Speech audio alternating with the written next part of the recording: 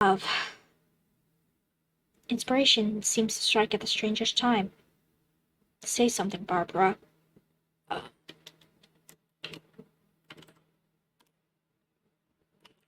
I'm just gonna keep writing their names. Look who's laughing now.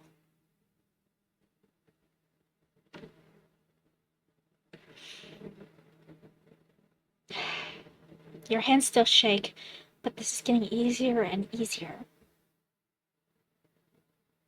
Killing someone, the idea of it sends a shudder up your spine. You had never considered yourself someone who could kill someone. Apparently, no one else has either. They never saw you coming. So, who's next? Well, let's save. And the main one of the group is gonna be the one who has ideas. She is kind of off to the side. So let's go for Jasmine. Stumbling, you continue on. Jasmine. Everyone likes her, Jasmine. She wants people to call her Jazzy, but that's just stupid as hell, so I refuse to play along. She's perfect in the eyes of every single damn person in school, and I get it. I mean, I think I can understand. She's always acting so nice, so ready to help. But there's something underneath it all. Something in her when she looks at me is uncomfortable. It's like she's looking through me, like she pities me. I hate that look. I hate that she keeps acting like we're friends when she's the reason people make fun of me by calling me Barbie. You aren't thinking about how you'll do it. You just know that Jazzy has to be next. That girl has been a thorn in your side ever since she transferred in.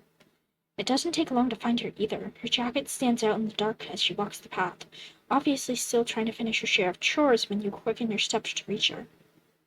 She jolts when you reach her and grips her shoulder, turning to look at you with a touch of pain in her eyes. When she sees it's only you, only Barbie, she smiles. Oh, hey! Her gaze scans behind you, searching. Did you and Luke have any trouble carrying the bags of the van? I know they were a lot. Do you remember Luke, the surprise in his eyes when he slid over the edge of the cliff? The fear. It was fine. Luke went to take a smoke break. Well, as long as he puts it out properly. I don't want my first camping trip to get cut out short by a forest fire. That's the easiest lie, and one Jazzy readily accepts. I'm glad everything went okay. She beams up at you before turning around to glance around the shadowed paths, her arms curling around herself despite the air not being very chilly to begin with. It's peaceful out here, right? A little dark, and a lot of quiet, and a lot of bugs. She's rambling, fingers digging into her arms, her false gaiety obvious from 10 steps away. And her accent is slipping through more and more the longer she talks, each stunned and choppy delivery only seeming to make her nerves worse. It's like some sort of Ouroboros eating away at itself, her pronunciation growing sloppier and sloppier. It's so fucking annoying. Jazzy turns to you once more, smile quivering a bit. Would you want to walk with me back to the van? I think I dropped my favorite pen, so I'm retracing my steps. So she's afraid of the dark. Alright.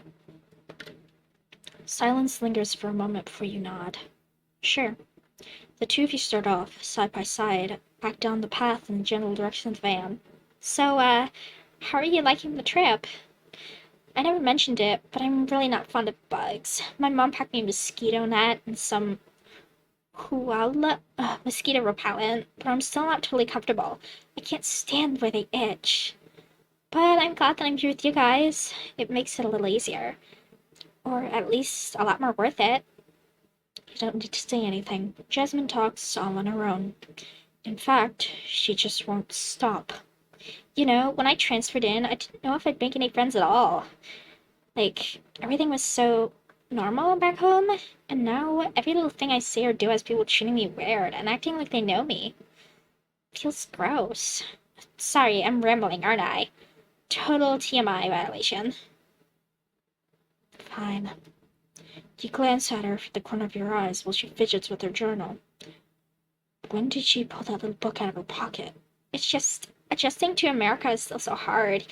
even though I've been here almost as long as I've been there. For a second, she laughs, almost as if in self-pity. All I knew is that America had big houses and big yards. I was so excited to not have to take the lift every time I wanted to go home, and then I could run around in my own front lawn. Before I came, my cousins at home always teased me, and some of my classmates made fun of my accent. They were right. And I like the food my mom cooks, but everyone says it always smells weird, so I had to start bringing sandwiches instead. And the librarian still thinks I can't speak English, and even when I try to explain, she just brushes me off, and so that's what she's so insecure about. And it might just be my imagination, but when I first got to Pinewood, I'd see you sitting by yourself or dealing with the other kids being jerks, and I couldn't help but think, I was looking in a mirror. Seriously, the words grate upon you. She's comparing you to herself, saying that you're alike, but she's never had to live a day in your shoes. She's never been a para. She's never been you. The sound of twigs snapping from somewhere off in the darkness catches your attention. It catches Jazzy's too as she stumbles away from the source and into you. It's not something you're expecting, and you fall slightly off balance, falling flat on your ass with Jazzy on top of you. I'm so sorry.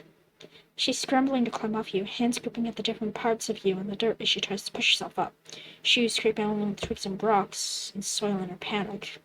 Then she pauses, stops, gazes down at you from above. Her face is close enough that you can smell the scent of bubblegum on each breath. I'm sorry. Her accent is thick now, face flushed, and her chest pinches against yours. I know I've annoyed you sometimes, I know, I thought if I could get you to like me, then maybe... This is rich, coming from Little Miss Sunshine.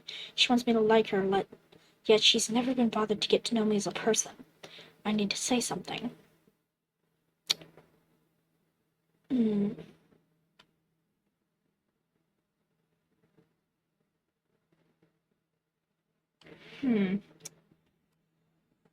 Well, we've already killed 2 people. So, safe to say we don't need to go the friend route.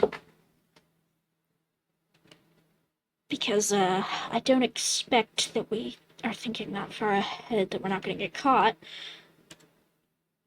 But it also probably wouldn't be a good idea to upset her, because then if any authority figure does show up, she'd be more likely to have our back. If we agree with her. You do? Really? You had good intentions when you started speaking, wanted to say something reassuring, but in the next breath, it's like something had driven you right out of your body and taken control of your mouth. Yeah, I get that I'm just something to make you feel better about yourself. What? No, Barbie, that isn't at all. I'm just some fucking prop, right? Something to make you feel loved because nobody can understand a damn word that comes out of your mouth. Her eyes widen, then hurt and shock and anger warring for a place in her expression until she looks just pained. What are you... Every word is slurred through tears now, more so than actual accent.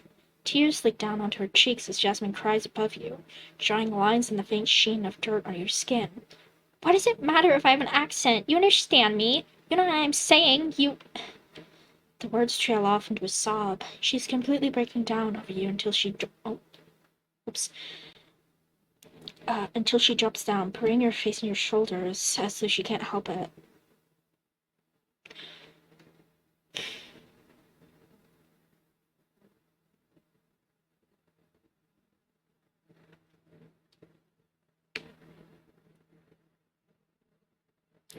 We have already killed 2 people at this point.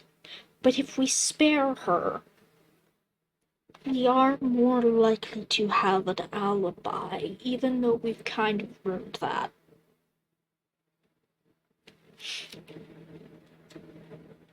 Jesus Christ, you can't kill her, you can't. She's sobbing and hurting. Ugh. You're straddling Jazzy now, feeling as if you're not really in your body. Your hand finds her journal, jerking it from her pocket and dangling it above her. I wish you would just shut the fuck up. It doesn't even sound like your voice. It's easy to bend the journal in half. It's harder to begin shoving it between her jaws. Skin begins to tear at the corners of her mouth, blood dripping down her skin as she gurgles on a scream. You force the journal deeper into her cheeks, tear open, and her eyes roll back. She stops struggling, shaking and gagging, until she's still. We fucking suffocated her with a book? Okay. Well, that's one way to do it. We're already halfway there, so keep going. You push and push and push until her throat bulges and splits in half. Bowing your head, thinking of home, you really should have watched your tone. Well, inspiration seems to strike at the strangest time.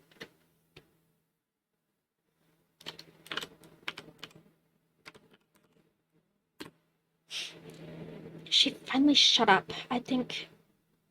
I wonder if she still thinks we're the same. The fucking idiot.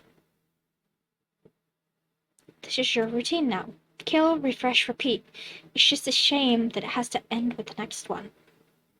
You're going to love this one so much, you think. You feel alive in a way you've never felt.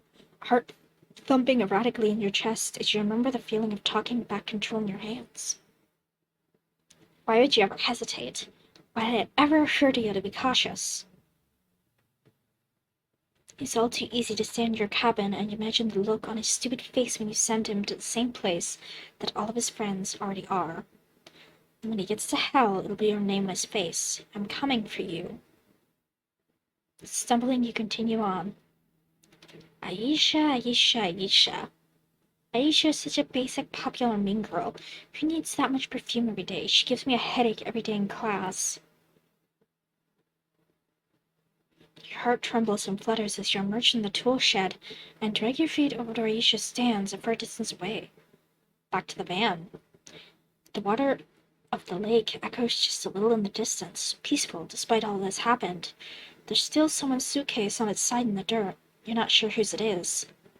Aisha's eyes flicker up when you arrive, but she opts to stay silent, examining her nails instead. Always her nails make up her own vanity. You don't expect anything different. You're still thinking about what happened earlier, as Aisha shifts a little in her stance. The rustle of her clothes draws your attention. She's uncomfortable, isn't she? Always so uncomfortable to be around you. You almost imagine her now, turning her nose up and pinching it, complaining about the stench of nerds and losers. Aisha doesn't look at you, but you know what she's thinking, the same as always, that you're ugly, that you're not worth her time, and that she's hoping for you to get up and leave. She always thinks so. When she sits still yet to greet you, you feel your heartbeat quicken and something hot flash in your chest. Why are you always such a bitch? What? She must have not expected you to finally stand up for yourself. With the way she rears back her head and stares inconsiderately, it must be so hurtful for her to have her own words reflected back at her. Since you're obviously out of your mind, I'll give you a second to apologize. Go ahead, I'm waiting. And why would you do that? Blowing and scratching your head for her? No, I mean it. Why are you always such a loudmouth bitch? Are you fucking serious? You always want to ask me why I am a bitch? You? Is this a joke?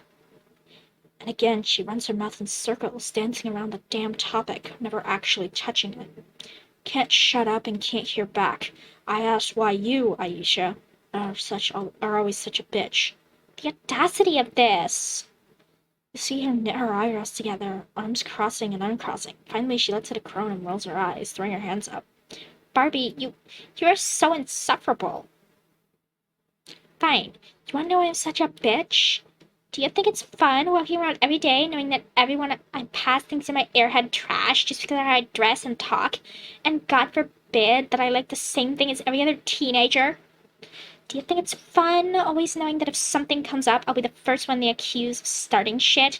Do you think I like knowing the exact reason why that is? Always the loud one, always the bitchy one, always too grown, always too much. Always getting fingers jabbed in my face for the girls that like you to get so much less shit for being accepted to turn the other cheek, because that's how it goes for girls like me. So sorry that I'm not bending over backwards like Mother Teresa to please you all the damn time. Should I change that? Should I start worshipping the ground you walk on to make you feel better? Her breaths come out ragged as she tears herself open, shouting into you. And you know what? I'm sick of people like you having an attitude just because I don't want to be a pushover. Suddenly I'm the bitch for having boundaries or something. I'm not deaf, Barbie. Barbara. You say shit about my friends and I every day. Damn day. So, no, I'm not gonna play nice with them who calls me a shank during homeroom. Damn Her words run off, so she heaves another breath. Nails clenched tight into her palms, she rubs at her temple with the knuckles of her other hand. Silence descends between the two of you.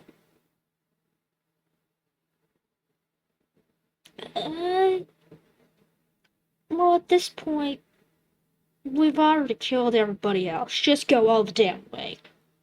That's it? That's it? Of course that's it. For all her running and complaining, did you ever think about how she kept perpetrating the damn cycle? Why did that have to negate all the cruelty she inflicted on you? She couldn't have possibly expected this little line to make you feel bad for her when you were just as much of a victim. Her mouth opens. Before she can start nagging at you again, you quickly interject. Oh, boo-hoo. People are terrible to you. Newsflash, people are terrible all the time. Just because you're having a miserable time doesn't give you the right to take it on to someone else. Or what, you think you're somehow the exception? Oh, right, but you are? Give it a rest already and stop bitching. Bitching? Aisha's voice raises as she looks at you with sheer condescension. I take the time to answer your questions, and that's all you have to say. I didn't realize you're getting more pathetic.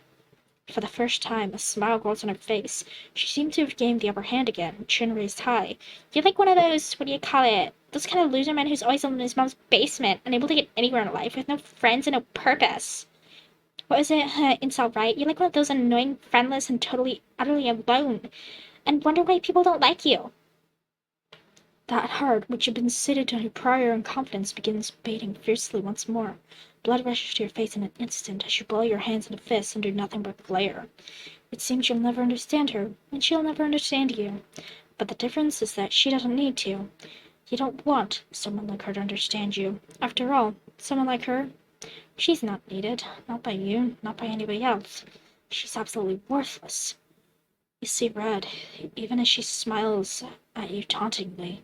You see nothing but red, hear nothing but the rush of blood in your ears, the dig of your nails into the flesh of your palm. You lunge at her first, tackling her to the ground as she screams. You throw a fistful of dirt into her face as she kicks and kicks beneath you, and your hand scrambles around until there. Your hand clutches a rock, just big enough to grasp tightly. Driven by the same one-track mind of rush from earlier, you bring the rock down as hard as you can, hoping to silence her shrieks. Her limbs tremble for a moment as she recoils from the blow. Sitting on top of her, you heave another blow in a slow breath. There's blood now, running in rivulets across the dirt, streaking under your hand. A droplet on your face.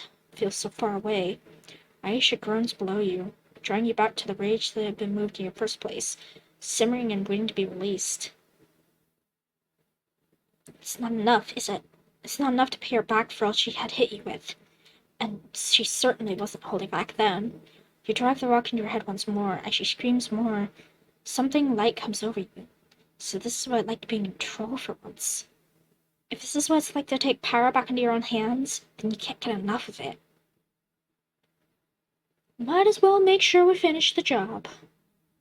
Again. The third time's the charm. She hardly screams now, only groaning quietly as her head rolls to the side. You have a feeling this isn't doing much. The rock in your hand is much too small to promise anything, but the more blows you deal, the more compliant she becomes. Finally, she's quiet.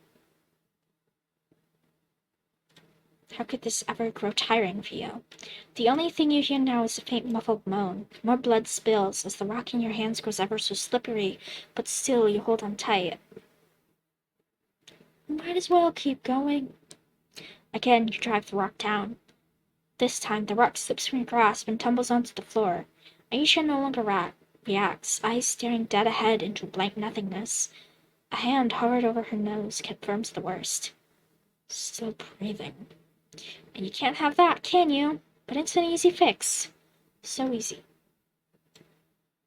You were never one of Mr. Riker's best students, but now he might as well consider you one of his all-star athletes. Do you drag Aisha with you, heart pounding with exertion? You pull her towards the lake. Let's see who you'd like home for a swim, bitch. As she lies limp at the lake's shore, you shove her one last time, watching as she tumbles into the lake and rolls down. Down, the bubbles rising to the surface is the last thing you see of her, before they dissipate into the calm of the water's surface. All that's left is for Aisha now, is lingering floral scent of curious. S is for swimming with the fishes. God. Decomposing will fit her much better. Inspiration seems to strike at the strangest time.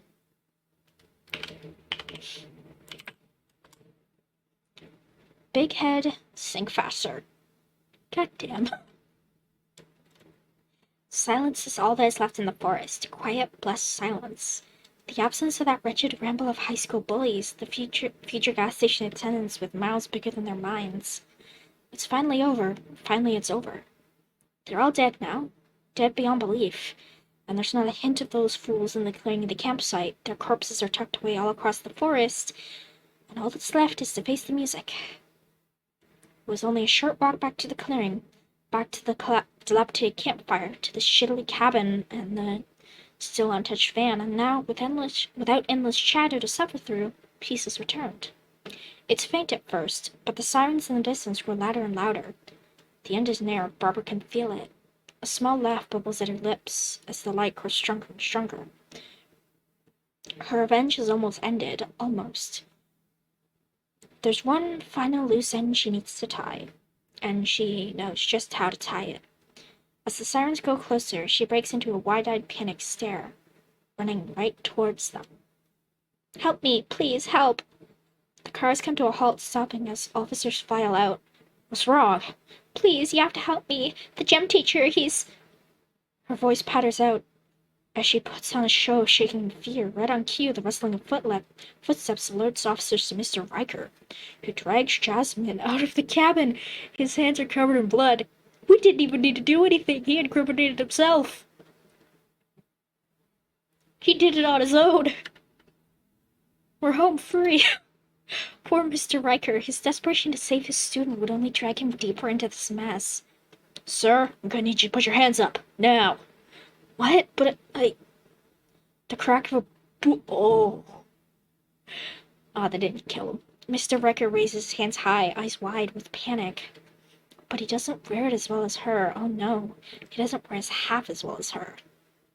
She's perfect. The perfect killer, the perfect alibi. When they test Mr. Riker, they will find nothing but pot in his system. And who they believe? The drug addict teacher or the poor, helpless girl caught up in violence? Oh, it takes everything for her not to smile. She's done it, and she's gotten away with it. What would these popular posers could see her now? They'd see her victory. They got what was coming to them. They got what they deserved. Bullies, all of them, and now they would never lay their hands on her again. Luke, the delinquent who could never take a hint, always smoking and vaping, and never once considerate of people around him.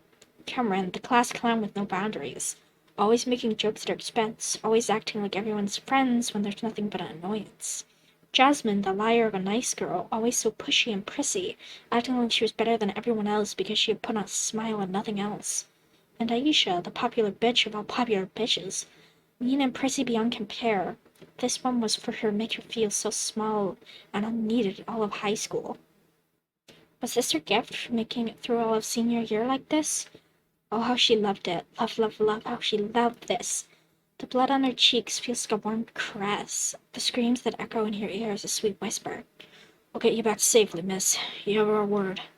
Thank you. Oh, thank you. They take Mr. Riker away in chains as Barbara looks upon the bloody scene with a smile in her heart. Yes, that's right. Justice is always served. Karma always comes to who's deserving of its blessing. Because for this had to happen, the worst of all possible worsts, how could such a thing be as distraction between you and Barbara? Each kill, every spill of blood, every strangled scream, you have smothered them all in tandem with Barbara, working in unison for your shared goal. Blood is on her hands, but you hear the whispers in her mind, telling her to keep going. And I'm sure you see nothing wrong with that. They deserved to die, didn't they? There was nothing you could have done to save from you, because you're more than them, more than Barbara, even. You're the person who can pass judgment on them, whether they deserve it or not. Finally, after this night of honor, Barbara King, not Barbary, not Burger King, is now at peace. At long last, you're at peace. Memories of the final girl. Dead teens tell no tales.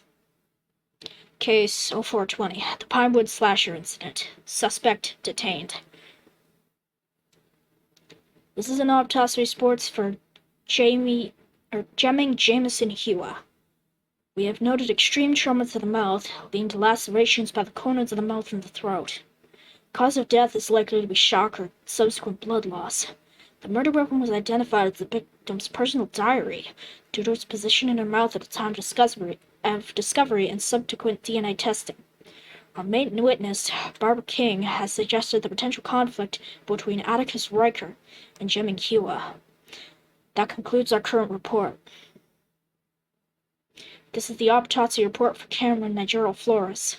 The victim sustained multiple instances of blunt force trauma to the head, likely the cause of death. We have yet to find the murder weapon. Our witness, Barbara King, has stated she was not nearby and has no knowledge, but suggested a potential conflict with Atticus Riker. That concludes our current report. This is the autopsy report for Aisha Penelope Elliott. We have yet to find the whereabouts of Aisha Elliott. The investigation is still ongoing. That concludes our current report. This is the autopsy report for Lucayo Lucas Marcus. Conception? Lucas Marcus' consumption. We have determined his cause of death to be traumatic impact due to a fall from a large distance. Due to a lack of fingerprints and sign of tampering, we have ruled this as an accident. Our main witness, Barbara King, has no comment on the situation. This concludes our current report. Case 420, the Pinewood Slasher Incident. Subject detained.